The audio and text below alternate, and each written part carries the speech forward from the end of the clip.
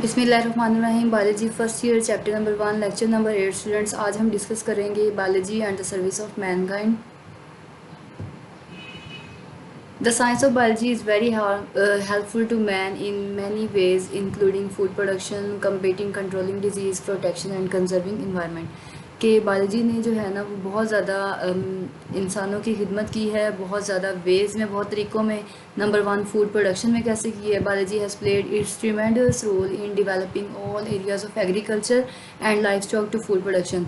कि बायोलॉजी ने इतनी ज़्यादा हेल्प की है और बहुत ज़्यादा इंपॉर्टेंट रोल प्ले किया है किसके अंदर, इन developing all areas of agriculture, ताकि जो है वो एग्रीकल्चर काश्तकारी के बेहतर से बेहतर जो है वो तरीके अपनाए जाएँ।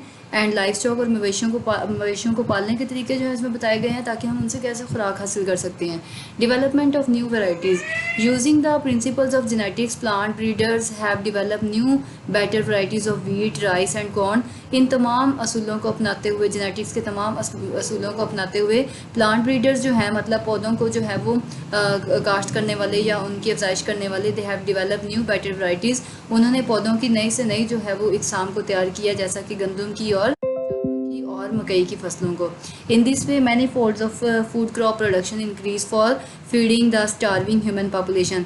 ये वो तरीके हैं जो अप्लाई करके हम खुराक में बहुत ज़्यादा जो है वो इजाफा कर सकते हैं और जो है वो इस तरह जो मुल्क में कहर साली या खुराक की कमी उसको पूरा किया जा सकता है। इम्प्रूवमेंट इन लाइफ स्टॉक कहते हैं ये जो मवेशियों के बारे में जो भी इंफॉर्मेशन लेनी हो, by using the information method of selective breeding better varieties of animals are being produce. जानवरों की नई से नई जो है वो इकसाम तैयार हो रही हैं। But the introduction of foreign DNA into the cells of animals, क्या किया जाता है कि बाहर से डीएनए को लिया जाता है और एनिमल्स के सेल के अंदर इंसर्ट किया जाता है, जिसको ट्रांसजेनिक कहा जाता है। ट्रांसजेनिक मतलब बाहर से चीज़ लेके बॉडी के अंदर इंसर्ट करवाई जाए। इस तरह के एनिमल्स जो हैं वो बनाए जा रहे हैं। फूड प्रिजर्वेशन टेक्निक्स, खाने को कैसे बचाया जाता है। Many preservation techniques have been develop to preserve food from spoilage. बहुत से तरीके इस्तेमाल किए गए हैं ताकि खुराक को ख़राब होने से बचाया जा सके। एंड फॉर इट्स यूज़, और उसको कैसे इस्तेमाल करना है। And transport over long distance, और उसको दूर दराज एक एरिया में बेशक भेजना हो वो बिल्कुल भी ख़राब नहीं होगा विदाउट डैमेजिंग इट्स क्वालिटी, और बिल्कुल उसकी जो है वो खसूसियत मतलब वो बिल्कुल भी ख़राब नहीं होगा, ना जायका ख़राब होगा उसको। तो ये सारे साइंस के बताए हुए असूल हैं। One of these is pasteurisation, मतलब दूध को कैसे जो है वो मतलब उसको कैसे बॉयल करना है, उसको प्रिजर्व करना है। Develop by Louis Pasteur. Pasteur जो है वो साइंटिस्ट है जिसने इसको जो है वो डेवलप किया। And is widely use for preservation of milk and the milk products, और दूध से बनी हुई जो भी प्रोडक्ट्स हैं उनको कैसे जो है वो सेव किया जाता है। नेक्स्ट पॉइंट है हमारा use of biotechnology. Genes of disease resistance and other desirable characters are introduce in the plants. ऐसे जीन्स जो बीमारियों से बिल्कुल पाक होते हैं और उनके अंदर एबिलिटी होती है कि वो बीमारियों से लड़ें।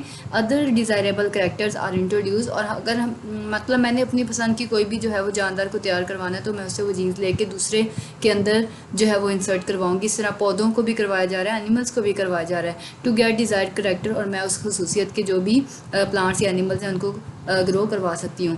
They can be done by using genetic engineering characters, तो ये जेनेटिक इंजीनियरिंग की मदद से ही ये काम किया जा सकता है।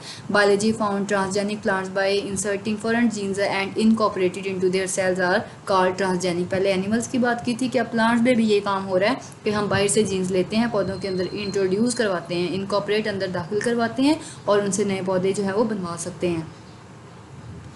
The transgenic plants can be propagated bye cloning using special techniques. इस तरह के पौधे जो हैं उनकी नस्ल की जो है वो अफजाइश की जा सकती है क्लोनिंग के ज़रिए। ठीक है, क्लोनिंग क्या चीज़ है? It is a production of genetically identical copies of organisms. एक जानदार की बिल्कुल वैसे ही दूसरी कॉपी तैयार करवाना बाय एसेक्सुअल रिप्रोडक्शन, इसको क्लोनिंग कहते हैं। टिश्यू कल्चर में क्या हो रहा है? A technique for maintaining fragments of animals और plant tissues from the organism. Tissue culture में भी यही होता है कि हम छोटा सा पीस लेते हैं, उसको एनिमल या प्लांट के अंदर इंसर्ट करवाते हैं और उससे नए ऑर्गेनिज्म तैयार करवा रहे हैं। Hydroponic culture technique, it is use to produce use to determine whether certain nutrients is essential for a plant और नॉट। कि ये ऐसी टेक्निक है कि जिसमें हम पता करवा सकते हैं कि ये न्यूट्रिएंट या मिनरल इस पौधे के लिए ज़रूरी है कि नहीं। In this technique the plants are growed in aerated water, साफ़ पानी में ऐसे पौधों को जो ऑक्सीजन की मौजूदगी में तैयार करवाया जाता है या ग्रो करवाया जाता है। To which nutrient mineral salts have been added, और न्यूट्रिएंट्स डाले जाते हैं, कैल्शियम हो गया, पोटाशियम हो गया, फॉस्फोरस हो गया। इट इज़ नॉट फिजिबल, लेकिन ये काबिल इस्तेमाल नहीं है। ऑस्ट्रोनट्स में यूज फॉर ग्रोइंग वेजिटेबल्स, जो खलाबाज होते हैं खुर्दनुमा, वो जो है ये तरीका जो है इस्तेमाल करते हैं, लेकिन ये बिल्कुल भी जो है ना वो रिजेक्ट हो गई थी, बिल्कुल भी ये काम जो है वो एक्सेप्टेबल नहीं था। बायोलॉजिकल कंट्रोल क्या चीज़ है? Use of chemicals has cause toxicity problems for human being. इन तमाम केमिकल्स का जो है इस्तेमाल करते हुए इंसानों ने अपने लिए वो क्या है, जहर ही जो है वो जो हम खा रहे हैं, इसमें जहरीले मादे पैदा हो जाते हैं, बेशक वो सब्जियाँ हों या जो चीज़ भी हो। In biological control the pests are control by their predating species.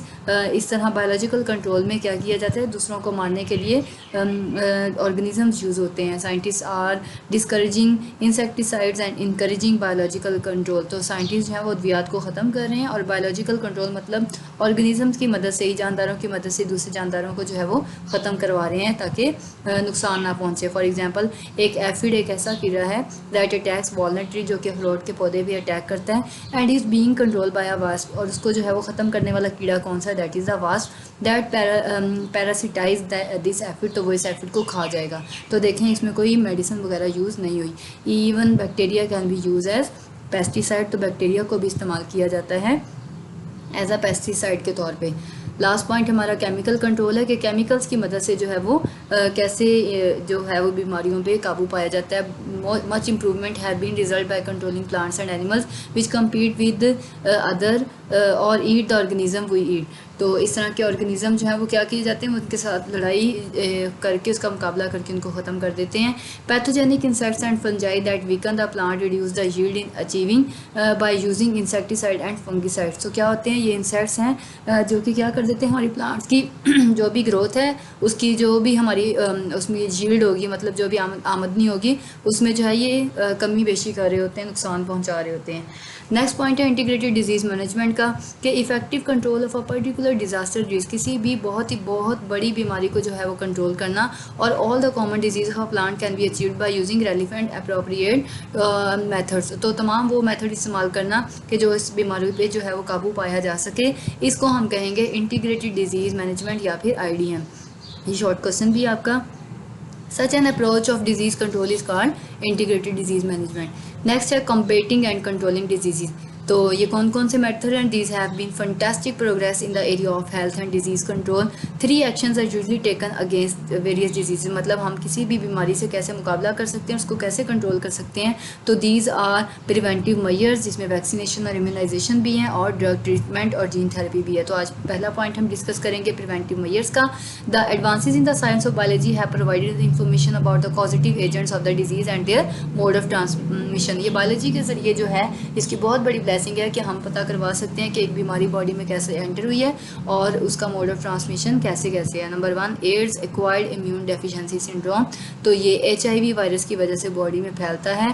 Free sexual contact से फैलता है। ब्लड ट्रांसफ्यूजन मतलब एक दूसरे को ब्लड देने से फैलता है।